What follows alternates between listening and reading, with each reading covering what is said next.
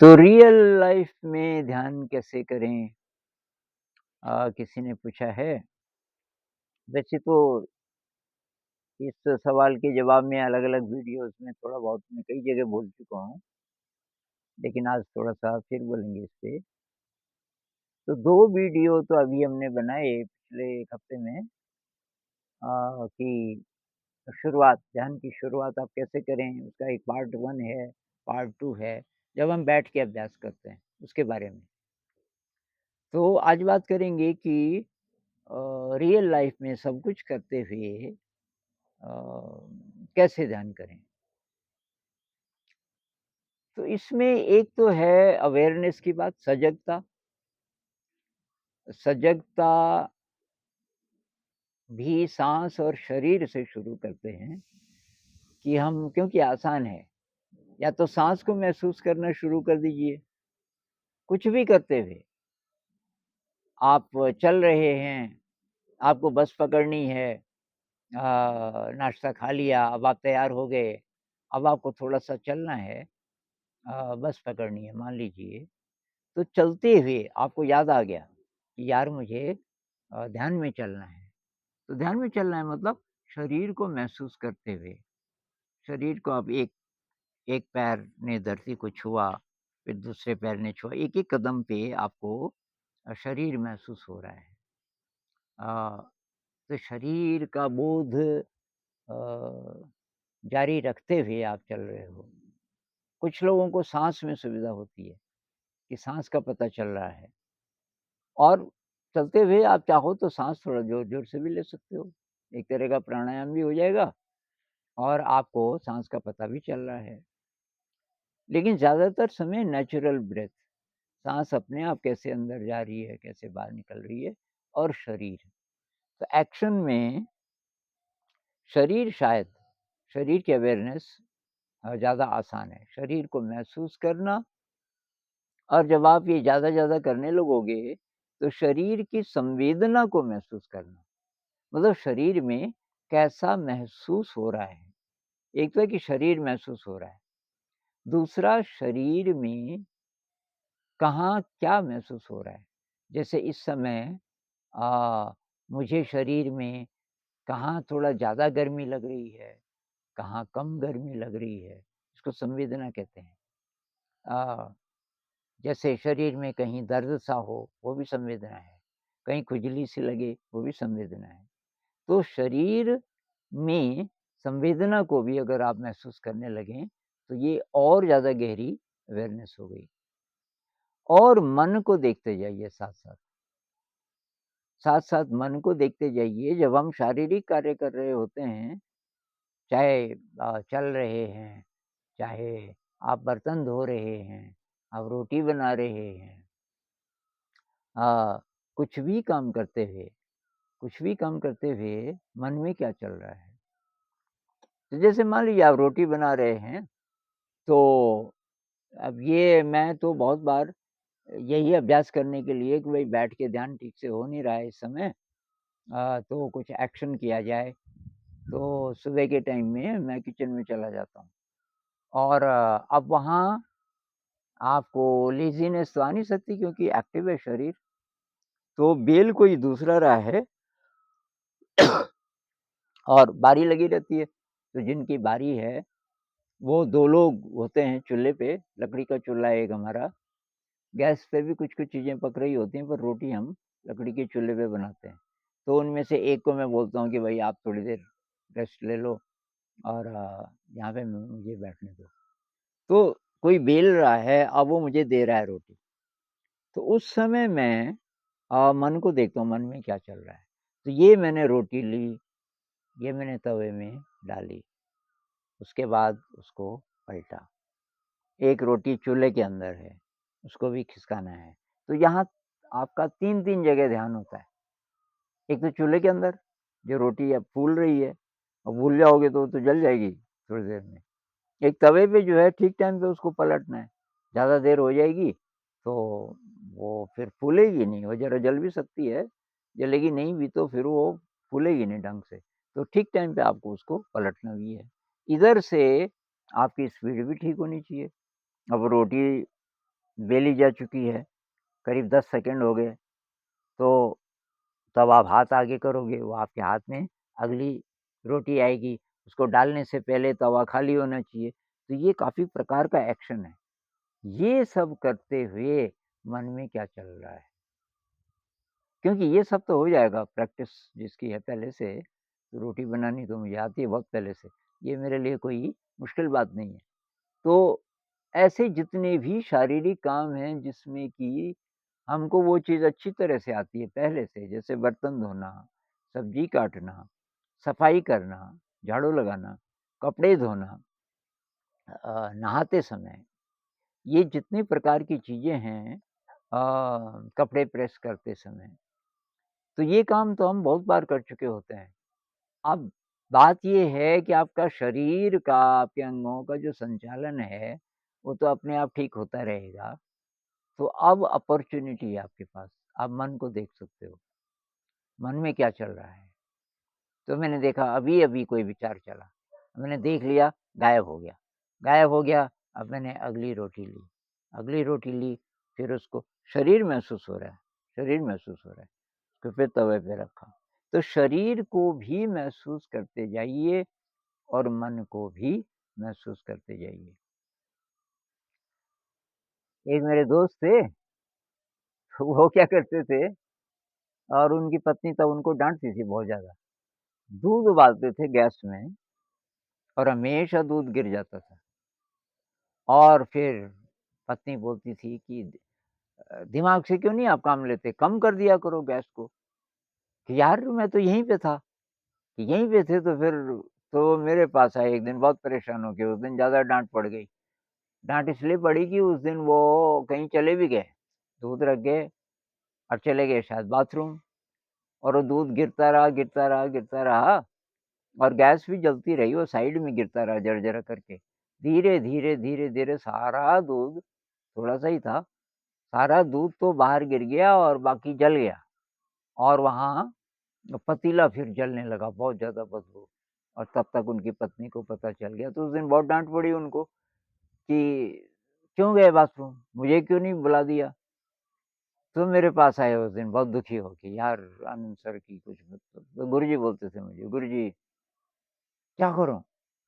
तो मैंने कहा, "आप ऐसा करो, वहीं पे रहना है, जब तक दूध पूरा उबल नहीं जाता। दोनों टाँगों को थोड़ा दूर-दूर करके खड़े हो जाओ और बिल्कुल रिलैक्स और दूध को देखते रहो।" तो उन्होंने कहा, "ठीक, आज मैं ऐसे ही करूँगा।" और ठीक, तो नेक्स्ट टाइम जब उनको दूध गरम करना था, उन्होंने ऐसे ही किया। खड़े हो गए, जला दिया। उस दिन दूध फिर गिर गया और पीछे से जब पत्नी आई और चिल्लाई, "यहीं पे खड़े हो, फिर भी दूध उबल के गिर गया।" उस दिन उनको बहुत ही बुरा लगा मेरे पास आए, जैसे आपने बोला था मैंने वैसे किया। तो मैंने कहा, "यार जब देख रहे थे उधर, तो दिखा नहीं कि ये दूध ऊपर आ रहा है और गुरुजी कि मैं कहीं खो जाता हूँ, पता नहीं कोई विचार चलने लगता है।" तो दूर से देखने से लगेगा ये आदमी एकदम अवेयर है, यहीं पे खड़ा है, देख भी रहा है। लेकिन उसके मन में क्या चल रहा है, ये तो वही जाने। तो मन को देखना बहुत ज़रूरी है। केवल शरीर की और साँस की सजगता काफ़ी नहीं है, मन को भी देखना ज़रूरी है। वैसे अगर सचमुच ही शरीर की सजगता रहे लगातार, सेकंड बाय सेकंड, तब ऐसा एक्सीडेंट नहीं होगा। तब तो आपका मन भी अलर्ट रहेगा। लेकिन ज़्यादा अच्छा ये है कि दोनों तरफ नज़र रखिए, मन पे भी, शरीर पे भी। तो आपको शरीर का पता चल रहा है, साथ-साथ मन, या तो साँस अंदर जा रही है, पता चल रहा है, उसके साथ मन में कोई विचार है क्या? साँस बाहर निकल रही है, उसके साथ मन में कोई विचार है क्या? साँस अंदर जा रही है, सारे शरीर का पता चल रहा है, काम भी कर रहे हैं और मन को भी देखते जाइए। अब कुछ लोग कहते हैं कि भई ये दोनों चीज़ें कैसे होंगी? कि मन को भी देखो और शरीर को भी देखो। ये दोनों काम कैसे, हम बहुत बार करते हैं ऐसा। हम 2-3 काम एक साथ, अभी मैं रोटी वाला एग्ज़ाम्पल जो दे रहा था, उसमें भी तो 2-3 काम हो रहे हैं। और बहुत बार ऐसा भी होता है कि रोटी तो बना ही रहा हूँ मैं और उसके साथ मैं बोल रहा हूँ भई गैस पे क्या है वो 3 सीटियाँ आ गई अभी-अभी और फिर कोई बोलता नहीं राजमा की दाल है, अभी ज़रा और सीटियाँ, अभी नहीं तो गलेगी नहीं और यहाँ पहाड़ों पे वैसे भी ज़रा देर में गलती है दाल। तो अब आपका ध्यान उधर भी है। ये शादी-ब्याह के समय जैसे कि अभी बारात आने वाली है और बहुत सारी चीज़ें इधर से रोटी बन रही है, इधर सब्ज़ी बन रही है, उधर हलवा बन रहा है, उधर पूरी बन रही है, सब्जियाँ भी 2-3 बन रही हैं। तो जो एक्सपीरियंस्ड लोग हैं, तो वो अपना काम तो कर ही रहे हैं। तो एक दिन मैं एक किताब लिख रहा था डांस ऑफ द बी और उसमें एक थीम यही था सिनर्जी। सिनर्जी का मतलब कि कोई ग्रुप काम कर रहा है, सारे ग्रुप का दिमाग जैसे एक हो गया। हर एक की अवेयरनेस सब तरफ है। तो उस समय ये जो कहीं मेरे गाँव में कुछ हो रहा था और मैं उसको ध्यान से इस एंगल से भी देखने लग गया कि ये कौन क्या कर रहा है। तो एक आदमी जो ये हलवा घोट रहा था, उसको बोलते हैं वो लकड़ी की बड़े-बड़े होते हैं पतवार जैसे। एक आदमी उधर एक बहुत बड़ा कड़ा और उसमें घोट रहा था और साथ-साथ वो बोला यार सब्ज़ी जल तो नहीं रही? या देखो सब्ज़ी को चलाओ, शायद नीचे लग गई। अच्छा, ये बोला उसके बाद कि ये ड्रम में पानी देखो यार कितना है। वो अपना काम भी कर रहे हैं और साथ-साथ ये सब रोटियाँ कितनी बनी? कितना आटा बचा है? ये अच्छा इतना बचा है। अच्छा ठीक। मतलब उस सब जगह उसकी अवेयरनेस और वही नहीं, सभी लोग हर चीज़ पे उनका ध्यान रहता है। इसी को बोलते हैं माइंडफुल कम्युनिटी। माइंडफुल कम्युनिटी का मतलब आपकी जो सजगता है, वो लिमिटेड नहीं है, एक्सपैंडेड अवेयरनेस और केवल बाहर-बाहर की नहीं, बल्कि आप अपने मन को भी देखने लग जाओ उस समय, आपको अपने शरीर की भी अवेयरनेस है, तो बहुत ज़्यादा एनर्जी आपको उससे मिलेगी। तो ये हर जगह अप्लाई करना है। अब कुछ काम बहुत बोरिंग होते हैं जैसे ऑफ़िस, कइयों को अच्छा नहीं लगता, ऑफ़िस का काम है। मेरे लिए कमेंट आते हैं कि गुरुजी मर-मर के जी रहे हैं, क्या करें? लेकिन अगर हम ये अभ्यास करेंगे माइंडफुलनेस का, शरीर को महसूस करना शुरू कर दो, साँस को महसूस करना शुरू कर दो, मन मन को देखना शुरू कर दो तो विचार ड्रॉप होते जाएँगे, विचार छोटे पड़ते रहेंगे। मतलब लंबी विचारों की श्रृंखला नहीं बनेगी, वो सारी एनर्जी चूस लेती है। जब लंबी श्रृंखला चलती है, तो श्रृंखला नहीं बनेगी, छोटे-छोटे विचार आएँगे। विचार आ रहे हैं, खत्म हो रहे हैं, आ रहे हैं, खत्म हो रहे हैं, तो ज़्यादा नुकसान नहीं होगा एनर्जी का। ये आप हर जगह कर सकते हो। कितना भी बोरिंग काम है, उसमें आप माइंडफुलनेस ये जो ध्यान है, इसको शामिल कर दोगे, सजगता का अभ्यास करना शुरू कर दोगे, वही काम आपको धीरे-धीरे बाएँ हाथ का खेल लगने लग जाएगा। यार इतना बोरिंग नहीं है। बोरिंग इसलिए कि एनर्जी कम है और पहले ही हम उस काम को खराब मानते रहे अभी तक, तो फिर वो ज़्यादा एनर्जी खा रहा है हमारी, वो काम, क्योंकि अनविलिंग है, हम ज नहीं करना चाह रहे उसको मन से। लेकिन अब ये है कि जैसा है वैसा है, काम तो भई जैसा है वैसा है, अब इसको मुझे सजगता से करना है। सजगता के अभ्यास से कितना भी बोरिंग काम है, वो उतना बोरिंग नहीं रहेगा और धीरे-धीरे ऐसी स्थिति आ सकती है कि आपको ज़्यादा फ़र्क ना पड़े, नहीं यार इतना मुश्किल नहीं है, क्योंकि आपकी एनर्जी बढ़ गई। इस तरह से इसको हर जगह आपकी कैसी भी ज़िंदगी हो, सुबह से शाम तक कैसी भी एक्टिविटीज़ हो, आप इसको अप्लाई कर सकते हैं। फालतू डिस्ट्रैक्शन को कम कीजिए। ये जो फ़ोन है, फ़ोन का भाई दुरुपयोग मत कीजिए।